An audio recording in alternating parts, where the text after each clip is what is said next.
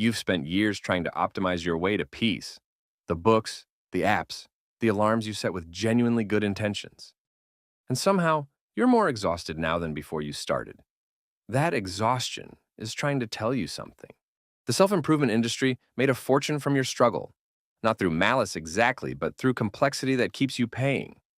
They convinced you that transformation requires elaborate morning routines, expensive supplements, and systems you'll abandon by February. Okay, here's the part that changed things for me. It's weirdly simple. Everything you need is already here. The only missing piece is your attention. Today, I'm walking you through transforming your entire life in one day, which sounds dramatic, but it's actually pretty specific. Stay with me. What follows might surprise you. Let me be direct with you. That title sounds ridiculous. I'm aware you're aware, but I'm not backing down from it because I wasted 3 years learning why it's true.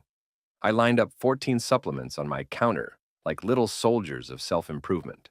Cold plunges at 5 a.m. that made me question every life choice I'd ever made.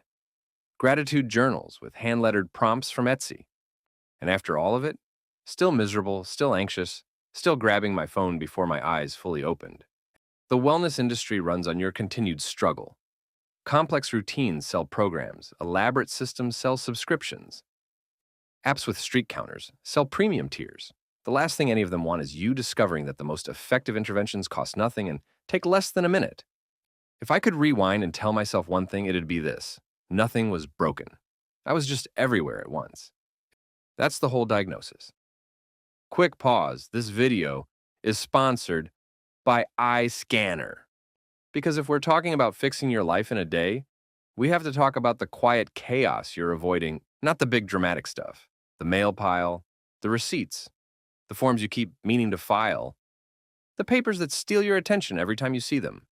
This is why I've been using iScanner. I'll scan a receipt I need for taxes or reimbursement, a school permission slip, a passport copy for a visa, or a bank letter I know I'll need again. And it turns it into a clean, professional PDF in seconds. And then, the important part. You can sort everything into folders, search fast, and even use Ask AI to pull the exact detail you need, like a total, a date, or a reference number, without rereading the whole thing. So instead of a paper doom pile, you've got a folder for taxes, one for ID stuff, one for home, one for kids. And when life hits you with a form, you're not tearing the house apart. Because presence gets easier when your life isn't leaking attention through loose paper. If you want to try it, iScanner's linked in the description and pinned comment, and go scan the one document you've been avoiding. You'll feel the mental space immediately. All right, now let's get into the fix. You've set alarms labeled breathe and snoozed every single one. You've downloaded meditation apps, used them twice, then felt guilty about them for 11 months. I watched someone read a book about presence last week while clearly planning their grocery list. We've all promised ourselves we'd wake up earlier approximately 300 times. You've told people you're fine, while your jaw clenched tight enough to crack a walnut. None of this is failure. It's being human in an attention economy engineered to hijack your focus. Consider your morning routine. How much do you actually remember? Showering, dressing, eating, maybe driving, mentally somewhere else the entire time. Replaying yesterday's argument, rehearsing tomorrow's meeting, composing emails you'll never send. Living in absentia. The lights stay on, but you checked out years ago. Everyone talks about discipline and motivation, but they miss what actually matters. Attention. The one skill that makes every other skill possible. Without it, nothing you try sticks. Your attention's scattered for a reason, and that reason lives in your body. Let me show you where. Your body can't distinguish between a tiger attack and a passive-aggressive email from Karen in accounting. The neurological response is identical. Heart rate climbs, breathing shallows, muscles lock, stress hormones flood everything. Your body genuinely believes danger is imminent and prepares for battle. Except the battle never arrives. Instead, you sit at your desk, marinating in chemicals designed for running or fighting, wondering why you feel destroyed after nothing but meetings all day. That's chronic stress response, your nervous system stuck in emergency mode, running threat detection constantly. Picture your car alarm blaring 24 hours straight. Eventually, you stop noticing, but the alarm still drains your battery. You're dysregulated, not lazy, undisciplined, or weak-willed. Your nervous system performs exactly as evolution designed it. It's simply operating in an environment it was never built for. Good news, you can reset the system quickly. Not months of therapy, though that helps, but 90 seconds. Through something happening right now, every moment. Breathing. Probably not how you're doing it currently, though. Let me show you the difference. Box breathing is the simplest nervous system reset, with actual evidence behind it. Special forces use it before high-stakes missions, surgeons before complex procedures. You can use it wherever you're sitting right now. The mechanics are simple. Breathe in through your nose for 4 seconds. Hold for 4 seconds. Exhale slowly through your mouth for 4 seconds. Hold the empty breath for 4 seconds. One cycle complete, 4 cycles total, 90 seconds. Here's what's happening. Slow, controlled breathing activates your vagus nerve, signaling safety to your nervous system. Heart rate drops, blood pressure decreases, stress hormones begin clearing. Blood pressure shows measurable change within 90 seconds. You might feel like you're suffocating the first few times. That's normal. Your body has breathed shallowly for so long that depth feels foreign, but the weirdness passes quickly. Try it now, right here. 4 seconds in. Hold. 4 seconds out. Hold. 1 cycle. Notice what shifted. That's your emergency reset. Works anywhere, anytime, invisibly. Meetings, traffic, 3 a.m. when your brain won't quiet. But transformation isn't about emergencies. It happens when presence enters ordinary moments, and that begins first thing tomorrow morning. The first minutes after waking are the most valuable of your day. Your brain transitions from sleep to waking consciousness. Uniquely suggestible, open, malleable. Most people immediately flood it with other people's emergencies. Reaching for your phone before your feet hit the floor hands your attention to strangers. Advertisers, algorithms, emails from people wanting something. Notifications engineered for anxiety. The alternative, before moving, before reaching, one conscious breath. Just one. Feel your body against the bed. Notice you're alive. You woke up. Another day became possible. Then one intention, not 17 goals, one. Maybe stay present during difficult moments, or notice when I'm rushing, or simply breathe before reacting. One directive for the day ahead. Finally, 60 seconds scanning your body. Start at the top of your head and move down. Forehead, jaw, neck and shoulders, chest, stomach, hips, legs, feet. Notice what's there. Tension from the night, patterns you slept in. Awareness alone begins releasing. The sequence takes under 2 minutes. 2 minutes, reclaiming your morning from chaos. The day you design starts before the day that happens to you. You're awake, intention set. Now the part everyone does on autopilot. Most people think mindfulness means adding something to their day. Another item, another guilt trigger for skipping. What if you transformed what already exists? You make your bed every morning or don't and feel vaguely bad about it. Either way, the bed exists. Try this. Make it mindfully. Feel sheets in your hands. Notice pulling, smoothing, tucking. Complete one small thing with full attention before fragmentation begins. That's your first win.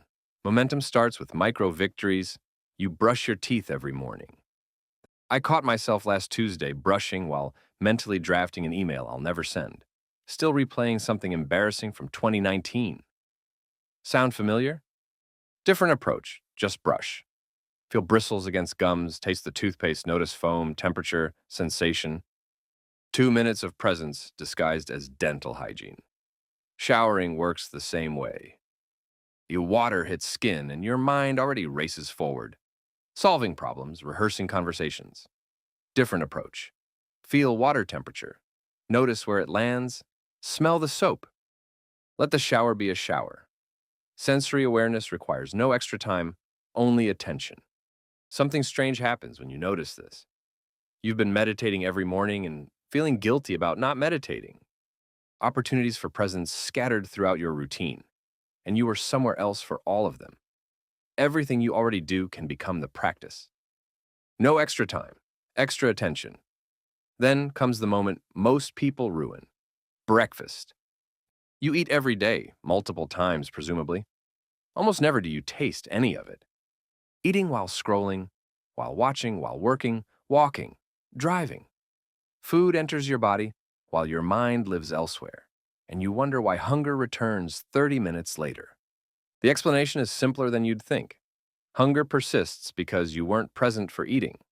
Your body didn't register nourishment because attention was elsewhere. Satisfaction requires presence.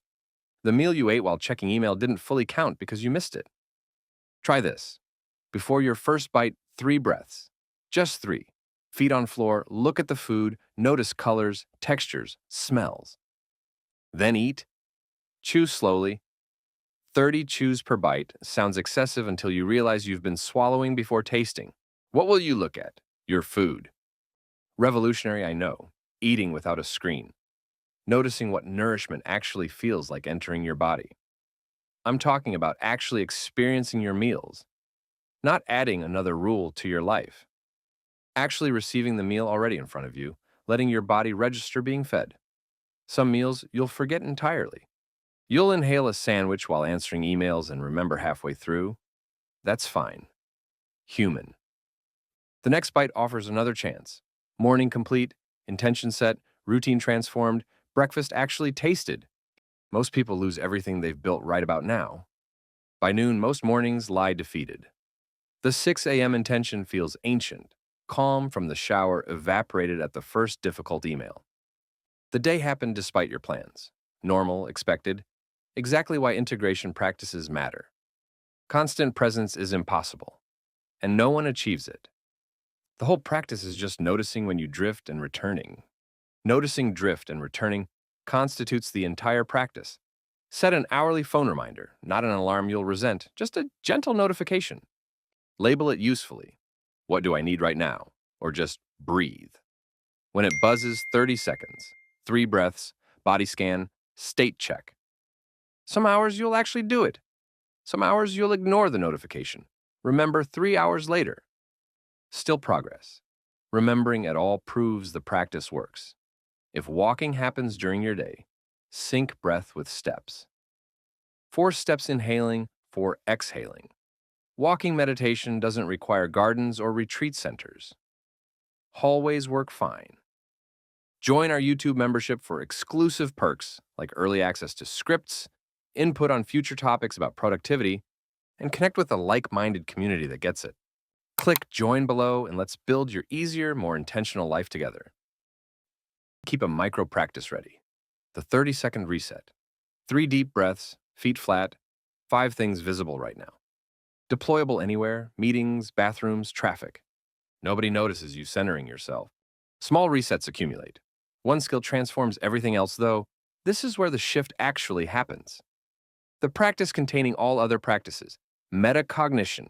Thinking about thinking. Noticing thoughts instead of drowning in them. Most of the time, you don't have thoughts. Thoughts have you.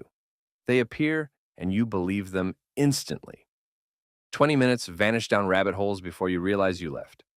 Worry becomes reality because you forgot worrying is just mental activity, not truth. The skill simplifies dramatically. Catch yourself thinking.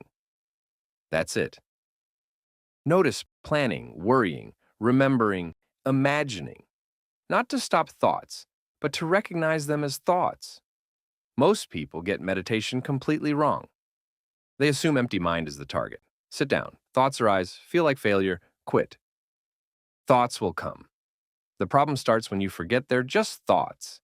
Every time you catch your mind wandering and return to awareness, you complete a mental bicep curl. The attention muscle strengthens. Your failed meditation where thinking wouldn't stop. That was the practice, 100 reps. You called it failure because nobody explained that noticing distraction is the point. Now try this. 60 seconds. Watching thoughts like clouds. No engaging, arguing, following. Just note what appears. Planning, worrying, remembering, judging. Note and release. Another arrives, note that too. This skill, scattered through small daily moments, starts breaking rumination loops. Thought spirals lose their hijacking power because you can observe them forming. Automatic reactions begin disengaging, and your relationship with your own mind changes fundamentally. The whole point of meditation? just catching yourself thinking. This skill builds throughout the day, but it only sticks with proper sealing. Your body requires a clear signal that the day ended. Without one, your nervous system can't stand down. Day tension travels into your mattress, and you wonder why sleep won't arrive.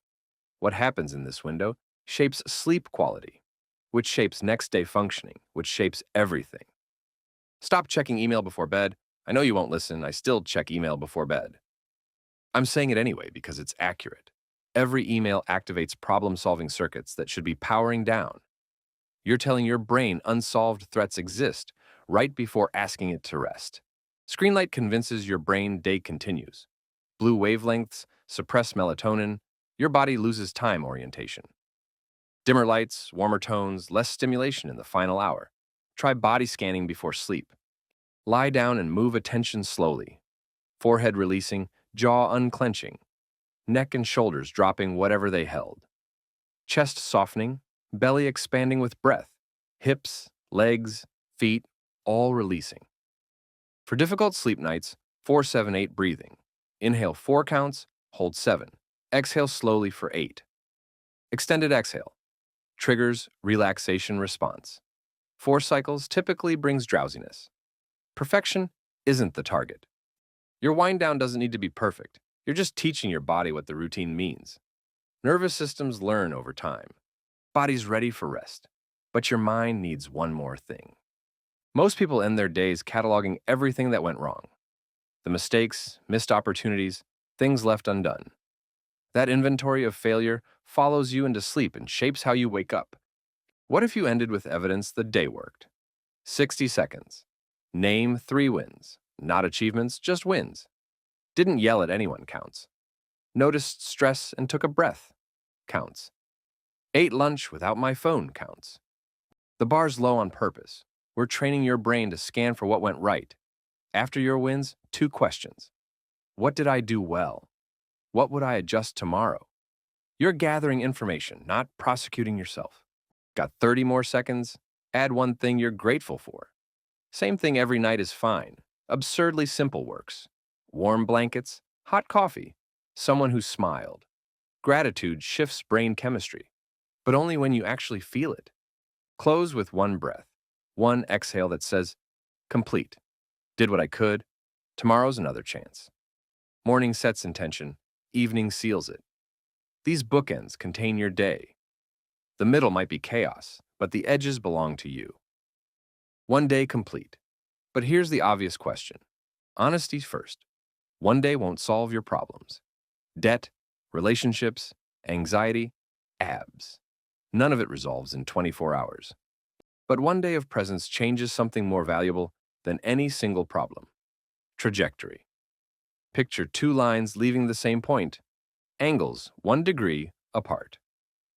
A foot away, nearly identical. A mile away, noticeably separate. 100 miles away? Different destinations entirely. One day of practice is that 1 degree. Today alone won't feel dramatically different, but a year of today's, completely different arrival point. Each 60-second practice builds on the previous ones. Every breath noticed strengthens noticing. Every mindful moment makes the next slightly more probable. Habit formation research confirms it. Consistency beats intensity. 5 daily minutes outperforms 1 weekly hour. Brains learn through repetition, not occasional heroic effort. One day changes the trajectory of everything. Tomorrow you might forget all of this. That's fine. Every morning offers a restart. Eventually this stops being about doing practices and becomes about being someone who practices. Behavior change exhausts you when you're fighting who you believe yourself to be. When your identity shifts to someone who pays attention to their life, the practices become expression instead of combat. Here's a paradox worth mentioning. Self-improvement motivated by "I'm not enough" is just self-hatred wearing wellness clothes. That rejection energy can't create lasting change. It only exhausts. But self-improvement from "I'm curious what's possible?" completely different. Approach this as exploration, not rejection. You need self-compassion before you improve, not after. That's what makes change actually stick. You stop fighting yourself when you stop abandoning yourself. And here's what nobody mentions. When your presence increases, everyone around you benefits. Partners get someone who actually listens. Kids get a parent who's in the room, not just the building. Friends get someone who remembers last week's conversation. Forget productivity hacks for a second. I'm talking about actually experiencing your life while it's happening. After all the techniques and protocols, it comes down to breath. Always available, no app required, happening right now. Between now and when it stops, infinite present moments exist, each one entered through simple awareness. 60 seconds of genuine presence stacked across a day changes your default state. Stacked across a month, new neural pathways form. Stacked across a year, a different person looks back from the mirror. Not because of achievement, but because you were actually paying attention. Nothing about you needs fixing. Your attention just got scattered. Today, you can gather it back. Each morning, another chance to show up for your own existence. Tomorrow, you might forget everything. Alarm rings, phone gets grabbed, breakfast eaten without tasting. When you notice the drift, and you will, just come back. That's the whole practice, coming back, again and again to the breath happening now, to the body you're inhabiting, to life unfolding whether you witness it or not. One breath together, feel your feet on the floor, feel your body weight. Inhale slowly, exhale completely. You're here, alive. The day starts now. And hey, if you like this video, don't forget to subscribe and hit that like button. Also, let me know your thoughts on what I just shared. Oh, and there's more. I've just started a Patreon to help support these videos and connect with you more directly. Check out the link in the description if you'd like to join.